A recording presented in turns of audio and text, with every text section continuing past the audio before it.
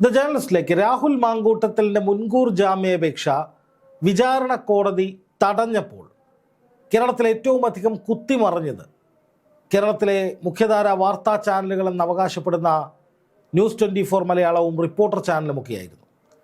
കാരണം രാഹുലിൻ്റെ ചോര കണ്ടാലേ, രാഹുലിൻ്റെ അന്ത്യം കണ്ടാലേ തങ്ങൾക്ക് മതിയാകൂ എന്ന നിലയിലാണ് ഇവർ വാർത്താ സംപ്രേഷണം എന്നതിനപ്പുറത്തേക്ക് അവരുടെ രാഷ്ട്രീയ നിലപാടുകളടക്കം കുത്തിക്കലർത്തി രാഹുലിനെതിരെ നിരന്തരമായി വാചക കസർത്തുകൾ നടത്തിയിരുന്നത്.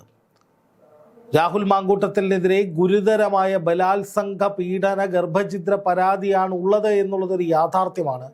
പക്ഷേ അന്തിമ വിധി കോടതിയാണ് പുറപ്പെടുവിക്കേണ്ടത് എന്ന യാഥാർത്ഥ്യം, എന്ന സത്യം, അത് തിരിച്ചറിയാതെ സ്വയം ജഡ്ജിമാരായും സ്വയം വിചാരണ കോടതി തീർത്തുമൊക്കെയാണ് ഈ ചാനലുകളിലെ ചില അടിമകളായ മാധ്യമപ്രവർത്തകരെന്ന് പോലും വിളിക്കാൻ സമൂഹം അറയ്ക്കുന്ന ചില ആളുകൾ വാചക കസർത്തുകൾ നടത്തിക്കൊണ്ടിരുന്നത്.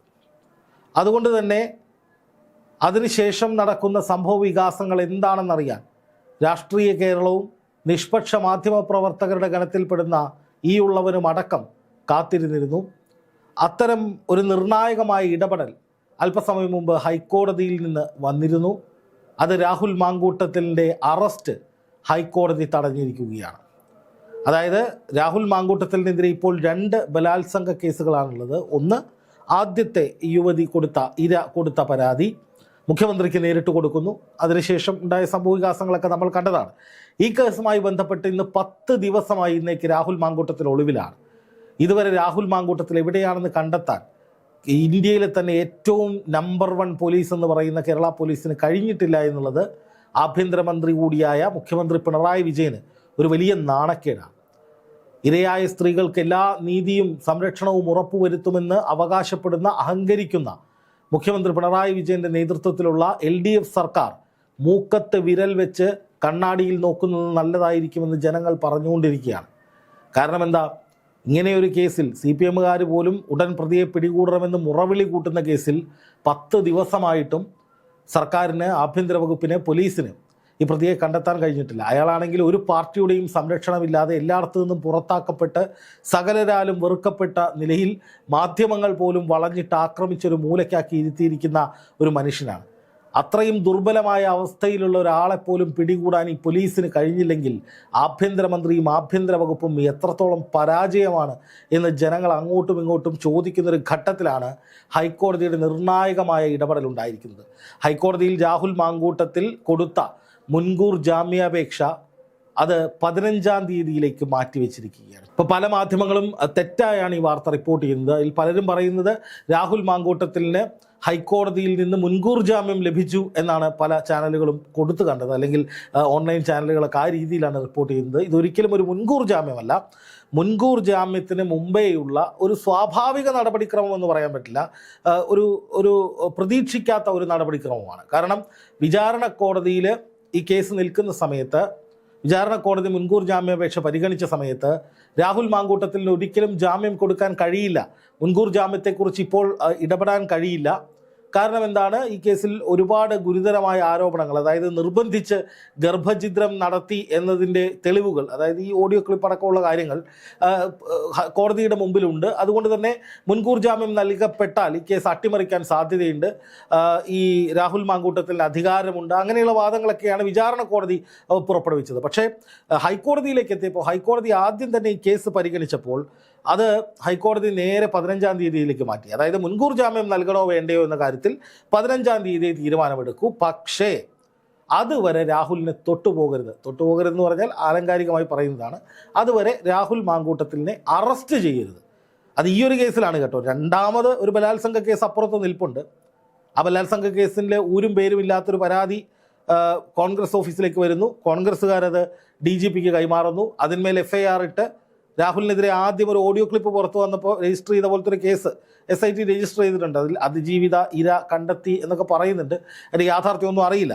ആ കേസുമായി ബന്ധപ്പെട്ടൊന്നും കോടതി പറഞ്ഞിട്ടില്ല. കോടതി ഇപ്പോൾ പറഞ്ഞിരിക്കുന്ന നോട്ട് ടു അറസ്റ്റ് എന്ന് പറയുന്ന കാര്യം അത് ഈ പറയുന്ന ആദ്യത്തെ കേസുമായി ബന്ധപ്പെട്ടിട്ടുള്ളതാണ്.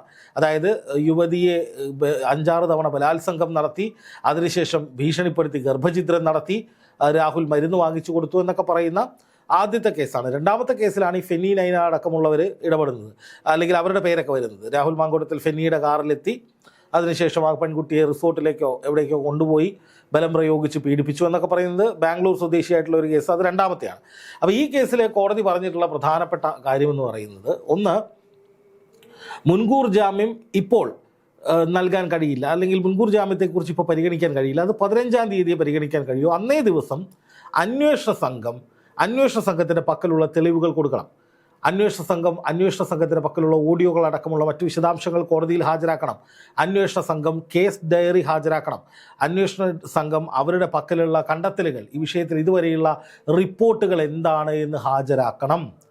ഇത്രയും പ്രധാനപ്പെട്ട കാര്യങ്ങൾ കോടതി വിളിച്ചു വരുത്തുകയാണ്. അത് മുഴുവൻ പരിശോധിച്ച ശേഷമായിരിക്കും രാഹുൽ മാങ്കൂട്ടത്തിൻ്റെ വാദങ്ങൾ കൂടി കേട്ടിട്ട് കോടതി മുൻകൂർ ജാമ്യം നൽകണോ വേണ്ടയോ എന്ന് തീരുമാനിക്കാൻ കഴിയും. പക്ഷേ വിചാരണ കോടതി എടുത്ത നിലപാട് വെച്ച് നോക്കുമ്പോൾ, അല്ലെങ്കിൽ വിചാരണ കോടതിയുടെ ഇടപെടൽ വെച്ച് നോക്കുമ്പോൾ, ഹൈക്കോടതി എടുത്തിരിക്കുന്ന നിലപാട് രാഹുൽ മാങ്കൂട്ടത്തിന് ഫേവറബിളാണ്. അതായത് രാഹുൽ മാങ്കൂട്ടത്തിനൊപ്പം ഹൈക്കോടതി നിൽക്കുന്നു എന്നല്ല, മറിച്ച് രാഹുൽ മാങ്കൂട്ടത്തിൽ എന്നെ അറസ്റ്റ് ചെയ്യരുത് എന്ന് പറഞ്ഞ വാദത്തിന് കോടതി കൃത്യമായി അത് കേട്ടിട്ടുണ്ട്, അത് പരിഗണിച്ചിട്ടുണ്ട്. അപ്പോൾ കോടതി അത് പരിഗണിക്കണമെങ്കിൽ, അറസ്റ്റ് ചെയ്യരുത് എന്ന് പറയണമെങ്കിൽ അതിൽ എന്തെങ്കിലും കഴമ്പുണ്ടാകില്ലേ എന്ന സ്വാഭാവികമായ ഒരു ചോദ്യമുണ്ട്. അപ്പോൾ നമുക്ക് രാഹുൽ മാങ്കൂട്ടത്തിൽ കൊടുത്തിട്ടുള്ള ആ മുൻകൂർ ജാമ്യാപേക്ഷയിൽ പറഞ്ഞിട്ടുള്ള, ഹൈക്കോടതിയിൽ പറഞ്ഞിട്ടുള്ള കാര്യങ്ങൾ എന്തൊക്കെയാണെന്ന് നോക്കാം. അതിലേറ്റവും പ്രധാനപ്പെട്ടത്, ബലാത്സംഗ കുറ്റം നിലനിൽക്കില്ല എന്നാണ് പ്രധാനമായും ഇദ്ദേഹം പരാതിയിൽ പറഞ്ഞിരിക്കുന്നത്, അല്ലെങ്കിൽ ഹൈക്കോടതിയിൽ കൊടുത്ത ഹർജിയിൽ പറഞ്ഞിരിക്കുന്നത്. പരാതിക്കാരിയുടെ മൊഴി പരിശോധിച്ചാൽ ബലാത്സംഗ കുറ്റം നിലനിൽക്കുന്നതായി കാണില്ല. അത് പരാതിക്കാരിയുടെ മൊഴിയിൽ തന്നെ അത് വ്യക്തമാണ്. അത് ബലാത്സംഗമല്ല, ഉഭയസമ്മത പ്രകാരമുള്ള ഒരു ലൈംഗിക ബന്ധമാണ്. അത് ഒരിക്കലും ഫോഴ്സ്ഫുൾ ആയിരുന്നില്ല, അത് രണ്ടുപേരും സമ്മതത്തോടു കൂടി ചെയ്തതാണ് എന്നാണ് രാഹുൽ മാങ്കൂട്ടത്തിൽ ആദ്യമായി ചൂണ്ടിക്കാണിക്കുന്ന കാര്യം. രണ്ടാമത്തെ കാര്യം എന്ന് പറയുന്നത്, ഇത് രാഷ്ട്രീയ പ്രേരിതമായിട്ടുള്ള ഒരു കേസാണ്. രാഷ്ട്രീയ പ്രേരിതം എന്ന് പറഞ്ഞാൽ എങ്ങനെയാണ്? മുഖ്യമന്ത്രിക്ക് നേരിട്ട് പരാതി കൊടുത്തത്. ഇത് ഞാൻ പണ്ടൊരു വീഡിയോയിൽ പറഞ്ഞിട്ടുണ്ടായിരുന്നു. കാരണം ഒരു കേസുമായി ബന്ധപ്പെട്ട് അതിൻ്റെ സ്വാഭാവിക നടപടിക്രമങ്ങളെ മുഴുവൻ അട്ടിമറിക്കുന്ന വിധത്തിലാണ് ഈ യുവതി പരാതി കൊടുത്തിരിക്കുന്നത്.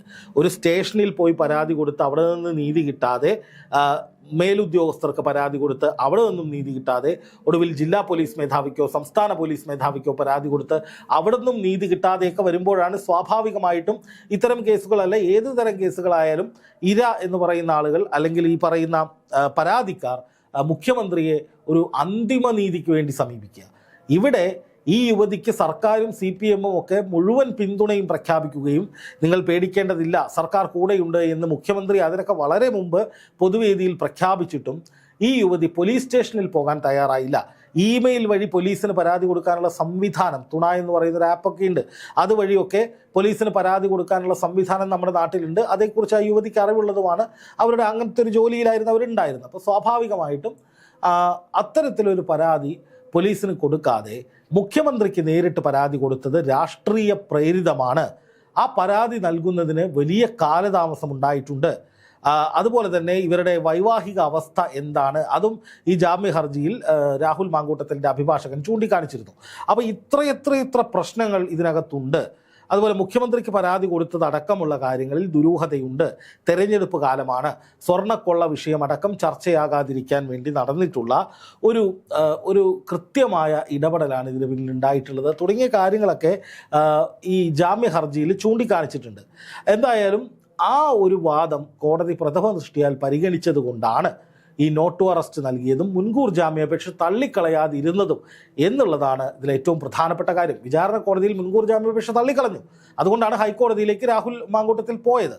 പണ്ടൊക്കെ പലരും നേരിട്ട് ഹൈക്കോടതിയിൽ മുൻകൂർ ജാമ്യാപേക്ഷ കൊടുക്കുമായിരുന്നു. പക്ഷേ ഇടക്കാലത്ത് വെച്ച് ഹൈക്കോടതി തന്നെ പറഞ്ഞു, നേരിട്ട് ഹൈക്കോടതിയിലേക്ക് മുൻകൂർ ജാമ്യാപേക്ഷ കൊടുക്കാതെ നിങ്ങൾ സെഷൻസ് കോടതിയിൽ പോയി, അതായത് വിചാരണ കോടതിയിൽ പോയി ജാമ്യാപേക്ഷ കൊടുക്കുക, മുൻകൂർ ജാമ്യാപേക്ഷ കൊടുക്കുക, എന്നിട്ട് കിട്ടിയില്ലെങ്കിൽ മാത്രം നിങ്ങൾ ഇങ്ങോട്ട് വന്നാൽ മതി എന്ന് ഹൈക്കോടതി നേരത്തെ പറഞ്ഞിട്ടുണ്ട്. അതുകൊണ്ടാണ് രാഹുൽ മാങ്കൂട്ടത്തിൽ ആദ്യം വിചാരണ കോടതിയെ സമീപിച്ചത്. വിചാരണ കോടതിയെ തള്ളിയപ്പോൾ നേരെ ഹൈക്കോടതിയിലെത്തി.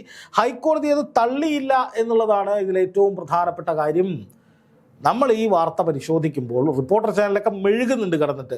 മറ്റേ കേസിൽ അറസ്റ്റിന് തടസ്സമില്ല, അതുകൊണ്ട് വേണമെങ്കിൽ അറസ്റ്റ് ചെയ്യാം, വേണമെങ്കിൽ രാഹുലിനെ പിടിക്കാം, രാഹുലിന് കേരളത്തിലേക്ക് വരാൻ കഴിയില്ല, രാഹുൽ കുടുങ്ങും, കുരുക്കുമുറുക്കും എന്നൊക്കെ പറഞ്ഞ് റിപ്പോർട്ടർ ചാനൽ പറയുന്നുണ്ട്. ഒരു പട്ടിക്കുഞ്ഞിനെ പോലെയായിരുന്നു രണ്ടാമത്തെ ഇരയുടെ കരച്ചിൽ എന്നൊക്കെ പറഞ്ഞ് ഇനിയും കുറേ കഥയൊക്കെ വരും. അത് സ്വാഭാവികമാണ്. കാരണം രാഹുൽ മാങ്കൂട്ടത്തിനെതിരെ ഒരു അജണ്ട ഇവിടെയുണ്ട്. ഞാൻ ഇപ്പോഴും പറയുന്നു, യുവതികളെയല്ല പറയുന്നത്, പരാതിക്കാരായ യുവതികളെക്കുറിച്ചോ ഇരകളെക്കുറിച്ചോ അല്ല സംസാരിക്കുന്നത്, അവർ കൊടുത്ത പരാതിയെക്കുറിച്ചല്ല പറയുന്നത്. ഈ പരാതികൾ വന്നതിന് ശേഷം രാഹുൽ മാങ്കൂട്ടത്തിനെതിരെ ഒരു വലിയ ഗൂഢാലോചന നടന്നിട്ടുണ്ട്, രാഷ്ട്രീയപരമായ ഗൂഢാലോചന നടന്നിട്ടുണ്ട്. കോൺഗ്രസിനുള്ളിലുള്ള ചില നേതാക്കൾ ഉൾപ്പെടെ ആ ഗൂഢാലോചനയുടെ ഭാഗമായിട്ടുണ്ട്. ഒരു പ്രമുഖ മാധ്യമ പ്രവർത്തകനടക്കം ഈ അജണ്ടയുടെ ഭാഗമായിട്ടുണ്ട്. ആ ഗൂഢാലോചനയുടെ ഭാഗമായാണ് നിരന്തരമായി ഒരു പ്രത്യേക രീതിയിൽ രാഹുൽ മാങ്കൂട്ടത്തിനെതിരെ വാർത്തകൾ വരുന്നത്. അല്ലെങ്കിൽ മാധ്യമങ്ങൾക്ക് ചർച്ച ചെയ്യാൻ ഈ നാട്ടിൽ എന്തൊക്കെ വിഷയങ്ങളുണ്ട്, ആ ഒരൊറ്റ വിഷയത്തിലേക്കും ചർച്ചകൾ കൊണ്ടുപോകാതെ ചില മാധ്യമ പ്രവർത്തകരുടെ നേതൃത്വത്തിൽ ഈ പറയുന്ന ചർച്ചകളൊക്കെ ഒരേ ലൈനിലേക്ക് 24 മണിക്കൂറും ജനങ്ങളിലേക്ക് ഇഞ്ചക്ട് ചെയ്ത് കൊടുക്കുന്നത്, പമ്പ് ചെയ്ത് കൊടുക്കുന്നതിന് ഒരു ലക്ഷ്യമുണ്ട്. ആ ലക്ഷ്യം എന്താണ് എന്നുള്ളത് വഴിയെ മനസ്സിലാകും. അത്രേ ഞാനിപ്പോൾ പറയുന്നുള്ളൂ. എന്ന് മാത്രമല്ല, ഇത് ഈ ന്യൂസ് 24 മലയാളത്തിലെ ഹർഷൻ പൂപ്പാറക്കാരനും സനീഷും ഒരു ചർച്ചയ്ക്കിടയിൽ പറയുന്നുണ്ട്, ഒരു ചാനൽ മാത്രമേ ഇരയ്ക്കൊപ്പം നിൽക്കാതെ ഉണ്ടായുള്ളൂ. ഏഷ്യാനെറ്റ് ന്യൂസിനെ ഉദ്ദേശിച്ചാണ്. കാരണം ഏഷ്യാനെറ്റ് ന്യൂസ് സ്വർണ്ണക്കൊള്ള ചർച്ച ചെയ്യുന്നുണ്ട്, അത് അവർക്ക് പറ്റുന്നില്ല. ഇവരുടെ അജണ്ടയിലേക്ക് ഏഷ്യാനെറ്റ് ന്യൂസ് വരാത്തതിൽ അവർക്ക് വലിയ കുണ്ഠിതമുണ്ട്. ആ കുണ്ഠിതം അങ്ങോട്ടും ഇങ്ങോട്ടും പറഞ്ഞു തീർക്കുകയാണ് അവർ. മനസ്സിലായില്ലേ? ഇപ്പോൾ ഞാൻ പറഞ്ഞു വന്നത്, ഇതിൽ ഗൂഢാലോചനയുണ്ട് എന്നതടക്കമുള്ള വാദങ്ങൾ രാഹുൽ മാങ്കൂട്ടത്തിൽ മുമ്പോട്ട് വെച്ചിട്ടുണ്ട്. അതുപോലെ തന്നെ രാഹുൽ മുൻകൂർ ജാമ്യാപേക്ഷയിൽ പറഞ്ഞ മറ്റൊരു കാര്യം, ഈ ഓഡിയോ ക്ലിപ്പ് പുറത്തെത്തിയത് ഇരുവരും തമ്മിലുള്ള ബന്ധം വഷളാക്കി, താനാണത് സമൂഹ മാധ്യമത്തിൽ പ്രചരിപ്പിച്ചതെന്ന് പരാതിക്കാരി തെറ്റിദ്ധരിച്ചു എന്നും രാഹുൽ മാങ്കൂട്ടത്തിൽ ജാമ്യാപേക്ഷയിൽ പറഞ്ഞിരുന്നു. ഇത് മാതൃഭൂമി ന്യൂസ് മിനിഞ്ഞാന്ന് റിപ്പോർട്ട് ചെയ്ത വാർത്തയാണ്. അതിൽ കൃത്യമായിട്ട് തന്നെ എന്താണ് തൻ്റെ വാദഗതികളെന്ന് രാഹുൽ മാങ്കൂട്ടത്തിൽ പറഞ്ഞിട്ടുണ്ട് എന്ന് ആ വാർത്തയിൽ പറയുന്നുണ്ട്. അതിൽ തന്നെ മാധ്യമങ്ങളെ അടക്കം പ്രതിക്കൂട്ടിലാക്കി. യുവതിയുടെ അനുമതി ഇല്ലാതെയാണ് മാധ്യമങ്ങൾ ഇത് പുറത്തുവിട്ടത് എന്ന് യുവതി തന്നെ പറഞ്ഞിട്ടുണ്ട്. അപ്പോൾ സ്വാഭാവികമായും രാഹുൽ മാങ്കൂട്ടത്തിനെതിരായ ഒരു വലിയ ഗൂഢാലോചന ഈ ഓഡിയോ ക്ലിപ്പ്, രണ്ടാമത്തെ ഓഡിയോ ക്ലിപ്പ് പുറത്തു വന്നതുമായി ബന്ധപ്പെട്ട് ഉണ്ടായിട്ടുണ്ട് എന്ന പ്രാഥമികമായ വാദം കോടതി കണക്കിലെടുക്കുന്നുണ്ട്. അംഗീകരിച്ചു എന്ന് ഞാൻ പറയില്ല, പക്ഷെ അത് കണക്കിലെടുക്കുന്നു. ഒരു വാദത്തിന് വേണ്ടി കോടതി എടുക്കുന്നുണ്ട്. അതിനുശേഷം അറസ്റ്റ് ചെയ്യരുത് എന്ന് കോടതി പറയുന്നു. അതുപോലെ തന്നെ ഈ പറയുന്ന രാഹുൽ മാങ്കൂട്ടത്തിൻ്റെ വാദങ്ങൾ പരിഗണിച്ച കോടതി രാഹുൽ മാങ്കൂട്ടത്തിൽ ഇന്ന് കോടതിയിൽ പറഞ്ഞ വാദങ്ങൾ അത് പ്രധാനപ്പെട്ടതാണ് എന്ന് നിരീക്ഷണം നടത്തിയെന്നും വാർത്തകൾ വരുന്നുണ്ട്. അതായത് ബലാത്സംഗ കുറ്റം നിലനിൽക്കില്ല എന്ന പ്രാഥമികമായ രാഹുലിൻ്റെ വാദം കോടതി പരിഗണിച്ചിട്ടുണ്ട്. ഉഭയസമ്മത പ്രകാരമുള്ള ബന്ധമാണ് എന്ന വാദം രാഹുൽ ഉയർത്തിയിട്ടുണ്ട്, അതും കോടതി പരിഗണിച്ചിട്ടുണ്ട്. അതുകൊണ്ടാണ് ഈ പറയുന്ന മുൻകൂർ ജാമ്യാപേക്ഷ കോടതി 15-ാം തീയതിയിലേക്ക് പരിഗണനയിൽ വെച്ചത്. എന്തായാലും നിലവിലെ സാഹചര്യത്തിൽ ഒന്നാമത്തെ കേസിൽ രാഹുൽ മാങ്കൂട്ടത്തിലിനെ തൊടാൻ നിലവിൽ പോലീസിന് കഴിയില്ല. പക്ഷേ രണ്ടാമതായി കൊണ്ടുവന്ന, അതായത് രാഹുൽ മാങ്കൂട്ടത്തിനെതിരെ ബാംഗ്ലൂരുവിലുള്ള യുവതി എന്ന് പരിചയപ്പെടുത്തി ഊരും പേരും അറിയാതെ അയച്ച ആ പരാതിയിൽ വേണമെങ്കിൽ പോലീസിന് അറസ്റ്റ് ചെയ്യാമെന്ന സാഹചര്യം നിലവിലുണ്ട്. അതുകൊണ്ട് തന്നെ രാഹുൽ മാങ്കൂട്ടത്തിൽ ഒളിവ് ജീവിതം തുടരേണ്ടി വരും, അല്ലെങ്കിൽ ആ നിലയിൽ തന്നെ നിൽക്കേണ്ടി വരുമെന്ന സാധ്യതകളും തെളിയുകയാണ്. പക്ഷേ രണ്ടാമത്തെ കേസിൽ ഒരുപാട് അവ്യക്തതകളുണ്ട്. ആരാണ് ഈ യുവതി, എന്താണ് ഈ യുവതിയുടെ നിലപാട്, യുവതി മൊഴി കൊടുക്കാൻ തയ്യാറാണോ, യുവതി പരാതി കൊടുത്തിട്ടുണ്ടോ, സ്റ്റേറ്റ്മെൻറ്റ് കൊടുത്തിട്ടുണ്ടോ തുടങ്ങി നിരവധി കാര്യത്തിൽ ഒരുപാട് പൊരുത്തക്കേടുകളുണ്ട്. എനിക്ക് തോന്നുന്നു ഈ രണ്ടാമത്തെ പരാതി എന്ന് പറയുന്നത് രാഹുൽ മാങ്കൂട്ടത്തിനെതിരെ ആദ്യം പുറത്തു വന്ന ഒരു വോയിസുമായി ബന്ധപ്പെട്ടുണ്ടായ കോലാഹലങ്ങൾ പോലെയാണ്. അതായത് യുവതി ആരാണ് എന്നറിയില്ല, യുവതി മൊഴി കൊടുക്കാൻ തയ്യാറാണോ എന്നറിയില്ല, യുവതി പരാതി നൽകാൻ തയ്യാറാണോ എന്നറിയില്ല, പക്ഷെ അങ്ങനെ ഒരു യുവതി ഉണ്ട് എന്ന് പറയപ്പെടുന്നു എന്ന നിലയിലാണ് ഇപ്പോൾ ആ കേസിൻ്റെ സ്റ്റാറ്റസ്. പക്ഷേ ആ കേസ് ഗൗരവതരമായി FIR ഒക്കെ ഇട്ട് പോലീസ് റെഡിയാക്കി വെച്ചിരിക്കുകയാണെങ്കിൽ, അതായത് ആദ്യത്തെ കേസിലെ പോലെ ഈ ബലാത്സംഗ കുറ്റം അടക്കമുള്ള കുറ്റങ്ങളൊക്കെ ചുമത്തിക്കൊണ്ട് രാഹുൽ മാങ്കൂട്ടത്തിനെതിരെ അറസ്റ്റ് ചെയ്യണമെന്ന ഒരു മൂഡിലാണ് പോലീസ് ഉള്ളതെങ്കിൽ തീർച്ചയായിട്ടും പോലീസിന് രണ്ടാമത്തെ കേസിൽ അറസ്റ്റ് ചെയ്യാൻ കഴിയും എന്നുള്ളതാണ് മനസ്സിലാക്കാൻ സാധിക്കുന്നത്. എന്തായാലും SITയോട് പോലീസ് റിപ്പോർട്ട് തേടിയിട്ടുണ്ട്. ആ റിപ്പോർട്ടിൽ ഇതുമായി ബന്ധപ്പെട്ടിട്ടുള്ള തെളിവുകൾ, മറ്റ് വിശദാംശങ്ങൾ, മൊഴികൾ, കേസ് ഡയറി, പോലീസിൻ്റെ അന്വേഷണ റിപ്പോർട്ട് തുടങ്ങിയവയെല്ലാം വേണം എന്ന് പറഞ്ഞിട്ടുണ്ട്. അപ്പോൾ ഒരാഴ്ച എന്തായാലും ഒന്നാമത്തെ കേസിൽ രാഹുലിനെ അറസ്റ്റ് ചെയ്യാൻ കഴിയില്ല. പക്ഷേ രണ്ടാമത്തെ കേസിൽ അറസ്റ്റ് ചെയ്യുമോ ഇല്ലയോ എന്ന് പറയാതിരിക്കാനുമാകില്ല. പക്ഷേ നമുക്ക് പറയാൻ സാധിക്കുന്നത് രാഹുൽ മാങ്കൂട്ടത്തിനെ സംബന്ധിച്ച് ഇത് ആശ്വാസമല്ല, ആദ്യ ജയമാണ്. അതായത് രാഹുൽ മാങ്കൂട്ടത്തിനെ സംബന്ധിച്ച് ഇതൊരു ജയം എന്ന് തന്നെ നമുക്ക് പറയാം. രാഹുലിൻ്റെ വാദങ്ങൾ കേൾക്കാനെങ്കിലും കോടതി തയ്യാറായി. മുൻകൂർ ജാമ്യാപേക്ഷയിൽ വാദം കേൾക്കാനായിട്ട് കോടതി അത് പരിഗണനയ്ക്ക് മാറ്റിവെച്ചു. അത് ഒറ്റയടിക്ക് തള്ളിക്കളഞ്ഞില്ല. സാധാരണഗതിയിൽ സെഷൻസ് കോടതി തള്ളിയ ഒരു കേസാവുമ്പോൾ ചിലപ്പോൾ തള്ളിക്കളയാനുള്ള സാധ്യതകളുണ്ട്. പക്ഷേ ആ സാധ്യതകളിലേക്ക് കോടതി പോകാതെ രാഹുലിൻ്റെ വാദങ്ങളും ഗൗരവതരമാണ്, രാഹുലിൻ്റെ വാദങ്ങളും പരിഗണിക്കേണ്ടതുണ്ട് എന്ന് ചിന്തിച്ചുകൊണ്ട് ഹൈക്കോടതി ജസ്റ്റിസ് കെ ബാബു അധ്യക്ഷനായ സിംഗിൾ ബെഞ്ച് അത്തരത്തിൽ ഒരു ഉത്തരവ് പുറപ്പെടുവിച്ചു. അത് രാഹുലിനെ സംബന്ധിച്ച് എന്തായാലും ആശ്വാസജനകമാണ് എന്ന് നിലവിലെ സാഹചര്യത്തിൽ പറയാം. ആശ്വാസത്തിനപ്പുറം തൻ്റെ മുന്നോട്ട് പോക്ക് വെല്ലുവിളി ഒരു ജയത്തിൻ്റെ പാതയിലേക്ക് വരുന്നു എന്ന നിലയിൽ ആദ്യഘട്ടത്തിൽ ഒരാശ്വാസം അല്ലെങ്കിൽ ഒരു എന്താ പറയുക ഒരു പോരാട്ടത്തിനുള്ള ഒരു ഊർജ്ജം എന്ന നിലയിലേക്ക് രാഹുലിനും രാഹുലിൻ്റെ അഭിഭാഷകനും ഈ ഇടക്കാല ഉത്തരവിനെ കാണാൻ സാധിക്കും.